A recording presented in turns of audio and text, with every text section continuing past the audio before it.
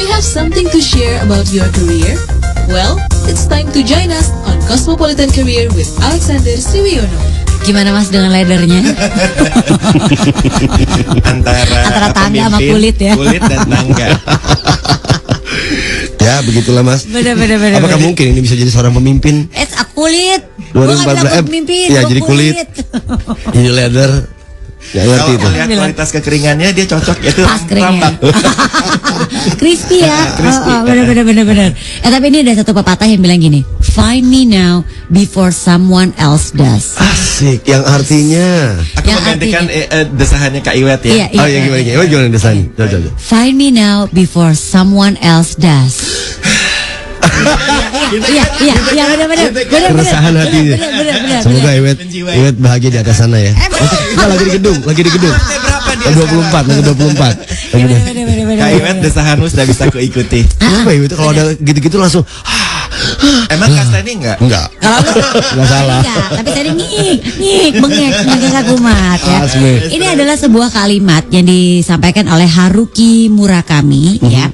Ini mungkin ini adalah quotes yang paling tepat untuk yang memiliki kinerja yang baik dalam tim. Ini kita nggak ngomongin soal cinta ya. Ini juga bisa sebenarnya find me now before someone else does. Nah, kalau Iwet akan pasti di situ tuh ya. Namun memiliki kinerja yang baik belum cukup juga untuk bisa membuat kita mendapatkan apa yang kita inginkan. Ada berbagai macam faktor nih yang bisa mempermudah meraih target kita. Misalnya memiliki kualitas yang baik. Tapi gak sedikit orang yang mengerti dan tahu cara yang tepat untuk menunjukkan kualitas diri dalam dunia kerja. Apa nih yang harus kita lakukan? Kenapa sih gak semua orang bisa menunjukkan kualitas yang baik supaya bisa memberinya posisi yang baik juga? Langsung aja kita tanya sama expertnya di sini. Sudah ada Mas Alexander Sriwiono. Good morning Mas. Hai Mas Good morning, Mas Alex. Dani. Asik. Yang lebih resmi Talkshow TV. Asik. Ya Pak, cerah sekali Bung Alex hari ini. Lagi ngincar talkshow yang mana? Tahu aja dia. Ya, kayaknya ada arahnya nih ya. Ya begitulah, kita ingin menunjukkan kualitas diri sebenarnya. Iya. Itu penting nggak sih dilihatin di dalam organisasi seperti perusahaan gitu loh. Saya tuh selalu mengistilahkan organisasi itu seperti rimba. Bahkan kalau kita bicara rimba itu kan ada yang bilang gini, ini kayak hukum rimba saja. Gitu. Hukum rimba itu kan kita bilang bahkan nggak ada hukumnya di dalam rimba, atau kita bilang siapa yang kuat dia yang menang. Nah kalau dalam organisasi kita bilang rimba tersebut apakah hanya sekedar yang kuat adalah yang menang? Gimana kalau kuat cuman bacotnya doang? Iya. Ya kan? Atau kuat mepetin Yes. orang-orang pada posisi-posisi yang strategis. Yes. Itu kan juga ya nggak sih Mas? Maksudnya pada kenyataannya kan kita juga bisa tahu banyak orang-orang yang emang dia bisa sekali memepet orang sana sini sehingga dia bisa mendapatkan best position. Tapi Yes. kalau ditanya soal quality belum tahu juga ya kan? Iya. Padahal kalau kita bilang rimba itu sendiri atau organisasi itu sendiri, kalau memahami hutan nih, mentang-mentang baru pulang dari hutan. Pernah kebun raya Bogor aja. Ini pohon-pohon di kebun raya Bogor saya masih lebih besar dibandingin hutan-hutan yang saya kunjungi. Iya benar. Di hutan pun kalau kita pelajari aturannya tuh ada loh. Contohnya gini. Iya sih.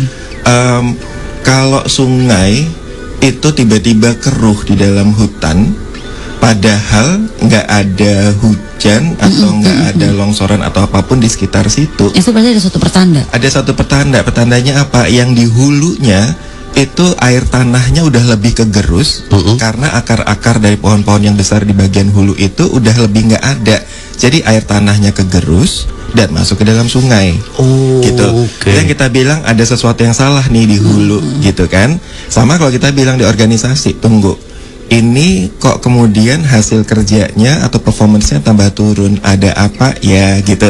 Kita mulai mencari tanda-tanda kalau kita sebagai leader mengenai kondisi seberapa sehatnya hutan, seberapa sehatnya tim kita. Iya. Atau kemudian kalau kita bilang gini, kebanyakan orang itu mempermasalahkan ini perusahaan ini nggak ada aturannya, nih perusahaannya nggak ada gini. Kenapa nggak kemudian kita yang coba mengusulkan aturan supaya lebih aman? Misalkan gini, Kak Iwet, sorry kok Kak Iwet ya. Maaf Robert. ya bengeknya. Robert. Kak Robert. Halo. Supaya aman. Nggak terlalu keren tuh nama Kak. Lo Robert, gua Hani and Robert. Ya Allah, zaman dulu banget. Itulah dia. Iya. Gak pernah lupa sejarah sama dia. Masih lintas semua we kakak. Begitu deh. ANR ya, Hamdan dan Rauf. Kak Tetep. Apa namanya dua-duanya laki kak? Oh iya itu dia. Modern nggak? Nah, kalau kita nggak bawa kompas, petunjuk arah dan lain-lain di dalam hutan itu pun juga kita bilang gini, cari pohon yang kemudian sisi mananya yang ditumbuhi lumut, itu adalah sisi arah matahari terbit. Kenapa? Karena lumut pun juga masih butuh sinar matahari. Sehingga kita bilang kita bisa menentukan arah mata angin dengan kemudian lebih mempelajari hal-hal tersebut. Gitu. Nah, bagaimana dengan di organisasi? Saya bisa melihat begini. Saya selalu tanya pada beberapa leader, ini targetnya udah jelas belum? Udah di coaching belum anak buahnya? Udah. Terus kemudian di akhir tahun bisa ngebedain anak yang keren dan nggak keren nggak? Terus leadernya bilang, ya itu mas gitu. Nah ya itunya harus diterjemahkan. Dimana yang mau kita obrolin sekarang, orang kalau keren itu akan kelihatan seharusnya. Dan usahanya seperti apa. Lewat pekerjaannya, kualitas pekerjaannya gitu kualitas pekerjaan. Nah itu yang harus dilihat oleh leadernya, indikator-indikatornya apa. Tapi kadang-kadang itu yang tadi ngomongin Angie di awal, ada agak bias nih ketika seorang intentionally nunjukin powernya dia. Itu kan pengen dapetin posisi, pengen dapat dekat sama pimpinan dan sebagainya.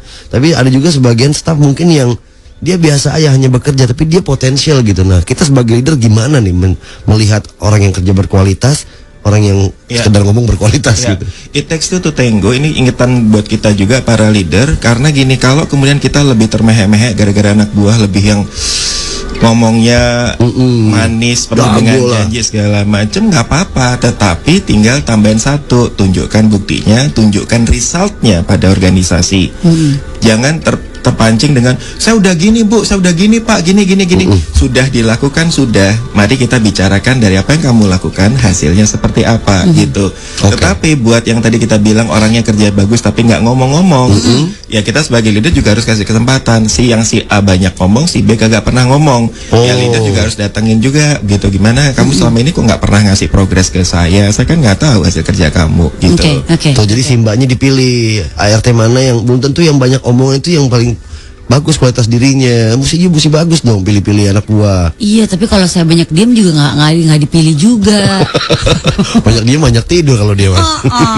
Gitu. Ngomongin soal best position juga, ini kan kita juga sebagai leader harus bisa menempatkan bahwa kita melihat tadi quality udah dapet nih, ya kan. Sekarang dia kita tempatkan di posisi yang pas. Itu kan juga kayak ini ya mas, apa sih bentuk apresiasi sama apa yang sudah dia lakukan. Right man at the right place ya. Yes. Dan hati-hati di zaman sekarang banyak organisasi yang tambah flat. Nggak cuma sepatu aja kakak. Iya. Nggak cuma hidup aja mas, flat. Gitu. Tuh, makanya air anget teh tolong buat kakek. Kompres. Kalau organisasi semakin flat, jenjang karir secara formal juga semakin lebih nggak berjenjang, nggak yang ladder tadi itu. Kita nggak bisa yang selalu menjanjikan kepada anak buah nanti kita promosiin. Lah kalau posisinya nggak ada. Iya. Jadi makanya kalau sekarang kita lebih melihat karir bukan sekedar kenaikan jenjang jabatan, tetapi kita melihat kenaikan jenjang ekspertis, keahlian. Sehingga kalau kita bilang bahwa kalau dilihat dari levelmu, keahlianmu sudah semakin tinggi dan itu harusnya sejalan juga dengan apa yang dia peroleh sebagai reward, sebagai package. Reward itu nggak selamanya jabatan, tapi juga kemudian kita bisa dengan kita lihat perannya semakin banyak, harusnya organisasi menghitung dari peran tersebut bisa dalam tanda petik dirupiahkannya seperti apa. Nice. Oh jadi pertama lihat expertise sama perannya dia makin banyak apa enggak gitu ya? Karena kemudian nggak bisa menjanjikan posisi dong atasannya jadi 700 tahun nggak pensiun kan gitu. Jadi gue mau naik gimana? Nggak mungkin. Mau naik, bosku masih di atas nongkrong. Nggak mungkin makar kan ya boy ya? Subversi ya. Oke deh, kalau gitu menarik nih Kosmonus punya. Of course. Lo salah lo nggak boleh keluarin kata menarik, bahaya di sini. Ini bahaya. Saya sopan. Oh iya baik. After of course I say thank you. Oke. Baik, kita teruskan nanti obrolan dengan Bung Angie dan Bung Kusan.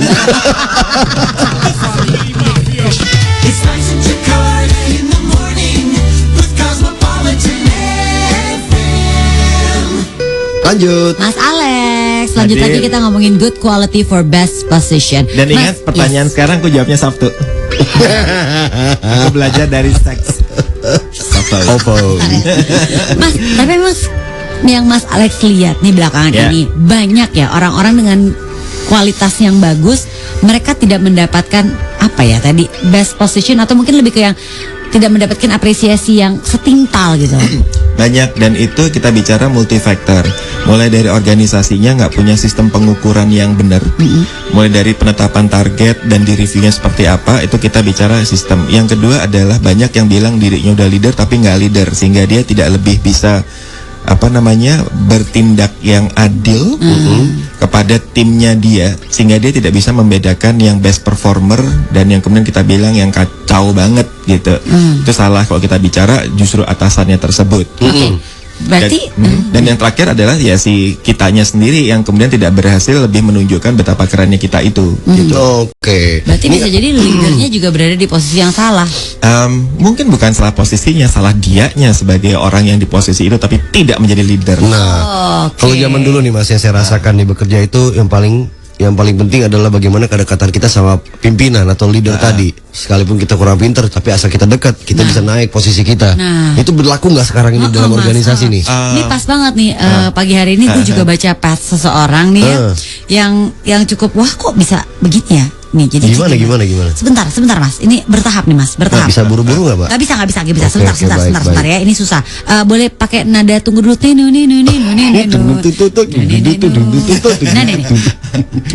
Orang yang paling berhasil di kantor bukan adalah orang yang paling pintar atau rajin. Yang berhasil adalah orang yang paling bisa ambil hati atasan dan ngejilat paling bagus. Career is not based on performance, career is politik. Bagaimana itu Mas? Deh Mas jadinya kan. Ini mungkin perusahaan-perusahaan keluarga kali ya kayak gitu atau gimana? Saya lebih ingin membahas elemen demi elemennya itu gitu. Kalau yang bilang bahwa karir tidak didasarkan pada performance, berarti unfortunately orang itu berada di organisasi yang memang masih belum punya sistem yang bisa mengukur bahwa kinerja lah yang harusnya lebih diapresiasi. Betul. Itu kalau kita bicara sistem, banyak sekali sudah bilangnya adalah performance based organization. Jadi organisasi atau performance based review, performance based dan seterusnya. Apa artinya? Bahwa performance adalah memang yang harusnya diukur gitu, hasil dari kerjanya, dari performance-nya tersebut gitu. Sehingga mungkin bisa saja whoever tadi yang kemudian ada di dalam path yang disebutkan oleh Angie mengalami banyak hal yang melihat bahwa dari perjalanan karirnya dia banyak sekali subjektivitas kah yang terjadi dan organisasi yang tidak bisa membuatnya menjadi lebih objektif, plus leadernya juga yang kemudian punya dalam tanda petik masalah di sini. Sehingga kalau dibilang tadi apa bahwa karir bukan apa tapi politik.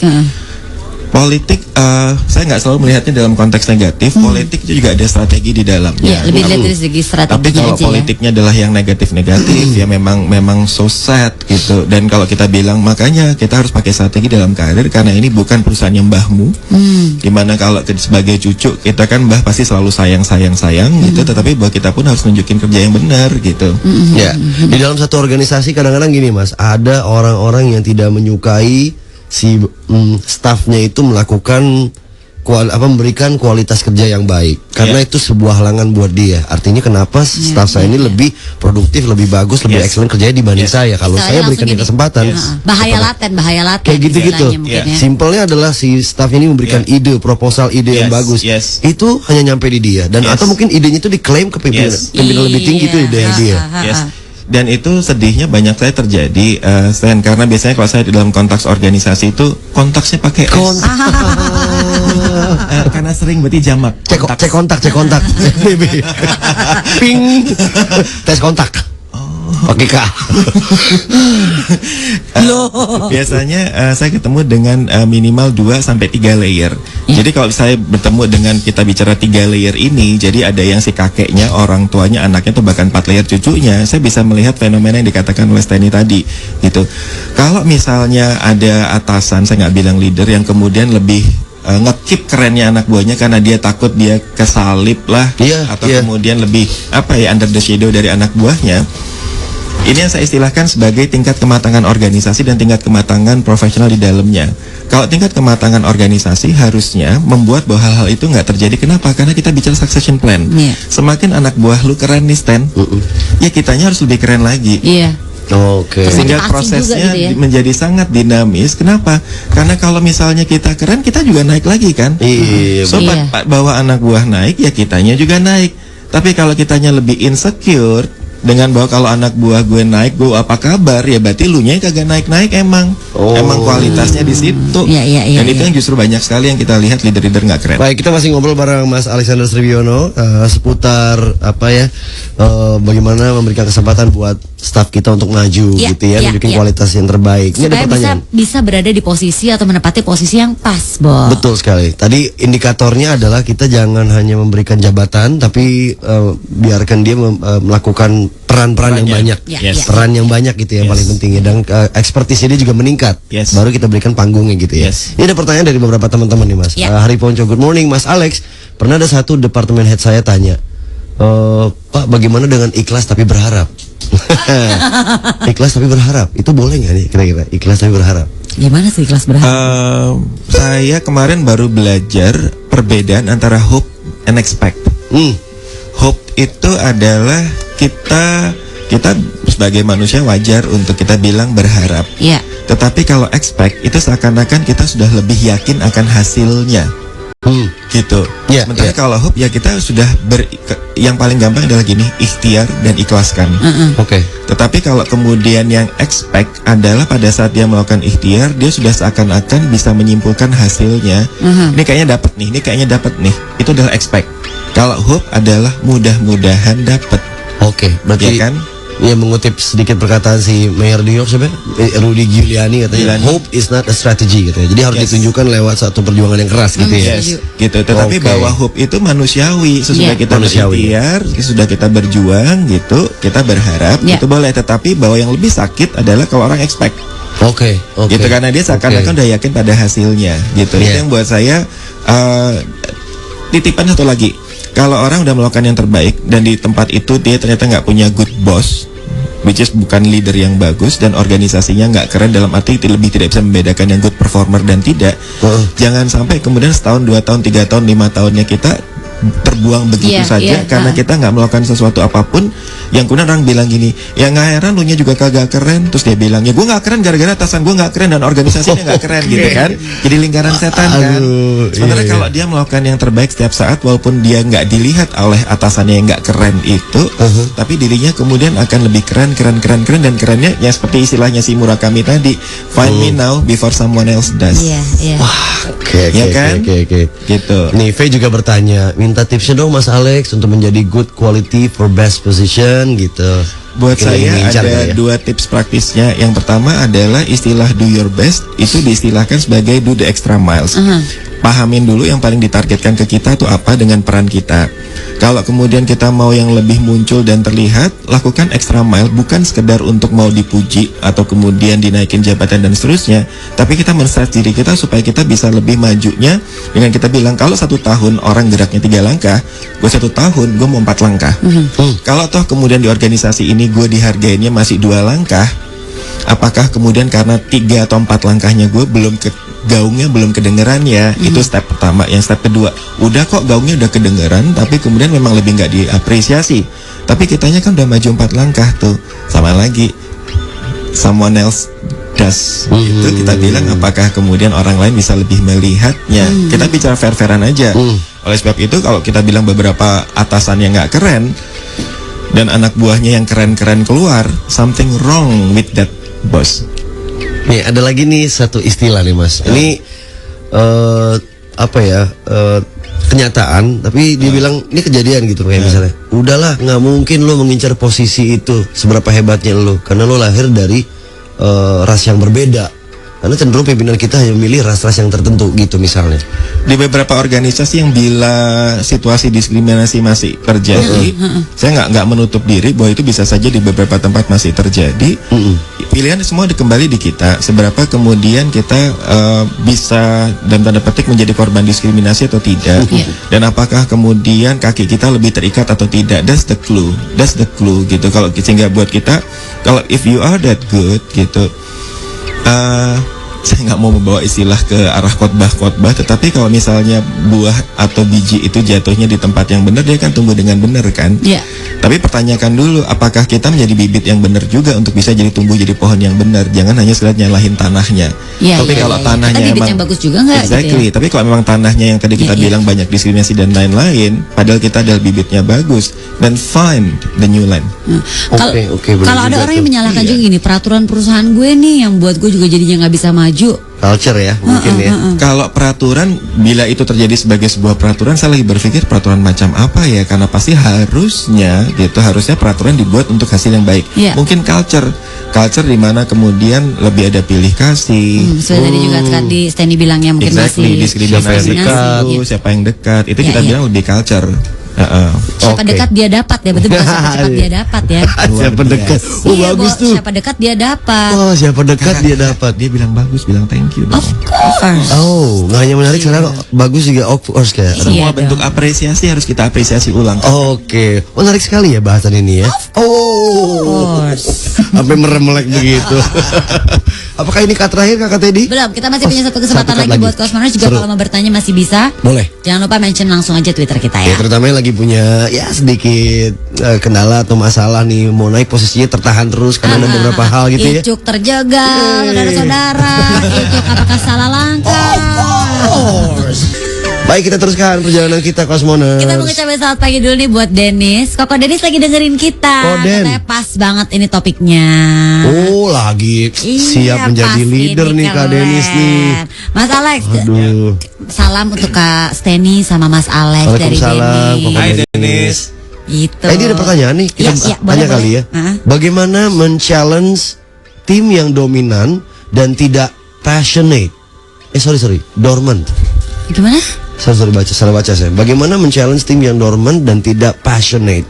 Hanya magabut katanya. Di perusahaan dengan lingkungan yang permisif, Mas. Oh. Ini yang kita bilang seakan-akan kayak tidur, tapi kemudian berisik juga, tapi nggak keren. Yang pernah kita bahas waktu itu yang Iya, ini iya, loh, iya. apa loser, yang rame. Iya, Ingat cuman nggak? ada bunyinya aja tapi nggak ada hasilnya gitu kan. Gitu. Nah, buat saya seringkali kalau ini dihadapin seperti kayak situasi interpersonal capek loh. Iya. Gitu yang kita benar-benar nasihatin Iya. gitu. Buat saya mainkan koin, satu sisi adalah pendekatan personal tetap perlu ada, tetapi satu sisinya adalah sistem. As a leader, buat saya tinggal kita lihat bagaimana satu memberikan target yang bisa nunjukin kerennya setiap orang, bukan kemudian target yang sekedar membuat orang ada di comfort zone-nya. Iya. Ya kalau misalnya targetnya gitu doang sih, dia ngerjain pakai separuh mata dan banyak berisiknya, atau kemudian bikin orang lainnya harus kerja buat dia gitu. Kita harus bikinkan sistem yang membuat bahwa dia kelihatan kerja bener dan ada hasilnya. Kerja memang gitu. Kerja memang gitu. Yang kedua adalah bahwa seberapa jauh kepemimpinan kita membuat anak buah kita bisa lebih dibedakan yang bagus dan enggak, dan kemudian at the end of the year memang kemudian apa yang kita stretch dan itu sejalan dengan proses dia dihargainya seperti apa.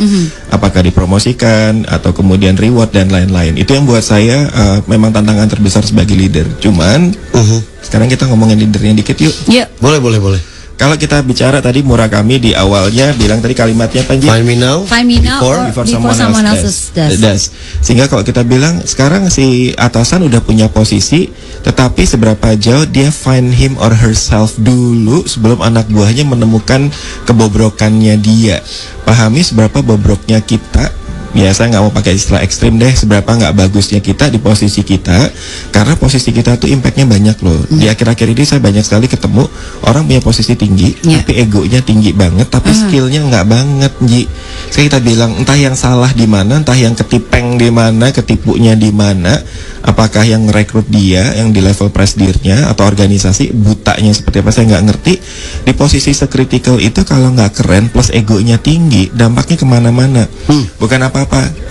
Tanpa saya bilang mengacu pada kabinet yang mana atau menteri yang mana, kan ada istilah ganti menteri, ganti kebijakan. Iya. Iya. Apakah menteri baru sempat melihat dulu apa yang sudah dilakukan dari menteri sebelumnya, ataukah hanya egonya yang sudah bilang Iya, pokoknya iya. gue lebih bagus pada yang sebelumnya? Cenderung Ganti membuat aja perubahan kebijakannya. gitu. Cenderung bikin sesuatu yang baru tanpa kemudian melihat yang bagus atau nggak bagus sebelumnya. Yep. Itu yang saya bilang bahwa hati-hati loh. Ini juga orang bisa ngelihat seberapa nggak kerennya kita di posisi kita. Dan dampaknya gila-gilaan, apakah perusahaan mundurnya sejauh mana gara-gara kepemimpinannya dia. Dan itu sekarang jujur di beberapa saat terakhir saya ketemu minimal 2 orang yang kayak gitu.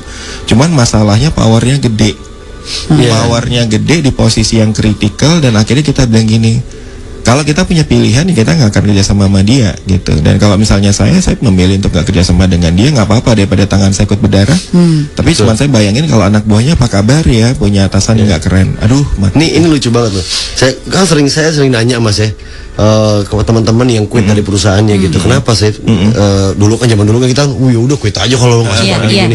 Terus gue sekarang mindsetnya berubah, Bu. Kenapa lo quit gitu? Dan mostly banyak dari mereka, bos gue gak enak orangnya. Bos gue gak asik. Jadi menyalahkan bos. Iya, ya gak tahu menyalahkan bos apa enggak. Tapi pasti ada hubungan yang tidak harmonis dari atasannya gitu kan. Saya pernah mereview atau menganalisa hasil exit interview, Kak. Jadi exit interview kan adalah tindakan yang dilakukan oleh, kita bilang biasanya HR, untuk pada saat ada karyawan yang keluar kan ditanyain gitu, kenapa dan seterusnya.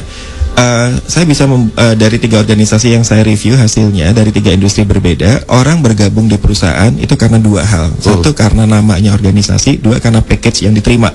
Itu untuk bergabungnya. Itu nggak dihindari pasti ya. Ya, dari 3 organisasi itu semua alasan kenapa, karena dia bilang bahwa kredibilitas organisasi dan tentunya juga package yang diterima. Tapi nomor 1 alasan kenapa orang keluar bukan karena apa-apa, bukan karena gaji lebih gede di tempat lain, tapi karena bosnya.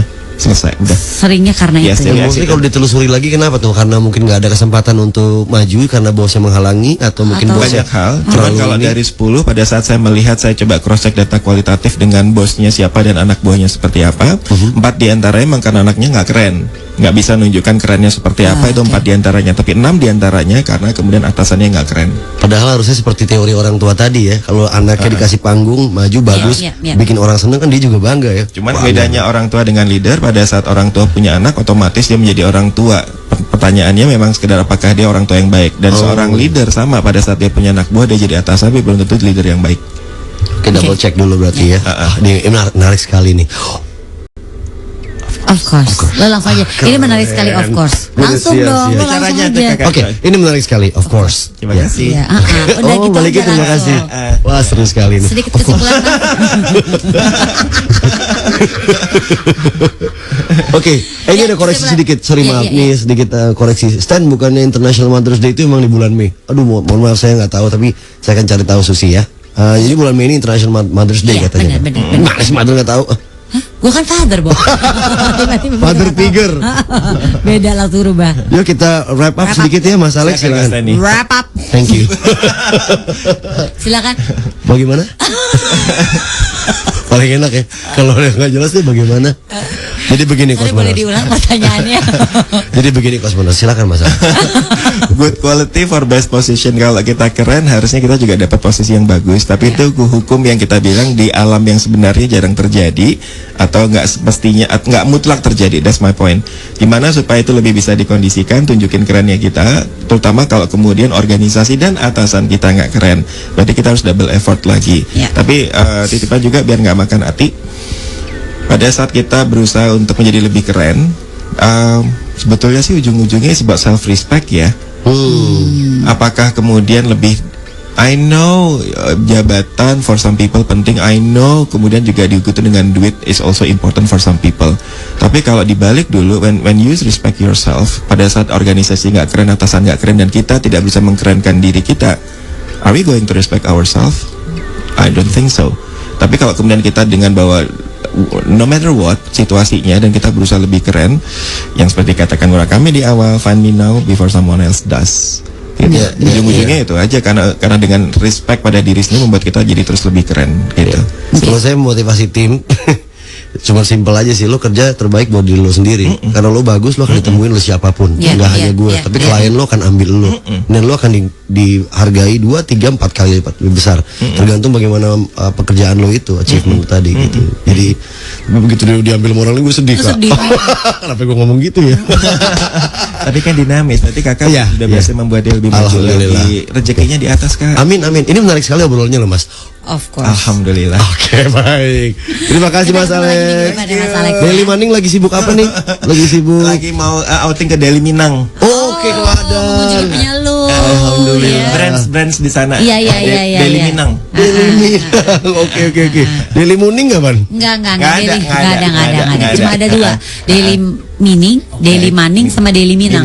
Yang Apa akan kalau kolaborasi sama Evio katanya. Alhamdulillah. Iya, Nggak tahu kapan. Oh, dalam waktu dekat dong pastinya. Nggak mendekat ini. Thank you, Ya, Mas mohon Alex, doanya. ya. Thank you, Mas. Bye. There you go. Now, are you ready to break through? Cosmopolitan Career with Alexander Sriwiono is presented by 90.4 Cosmopolitan FM.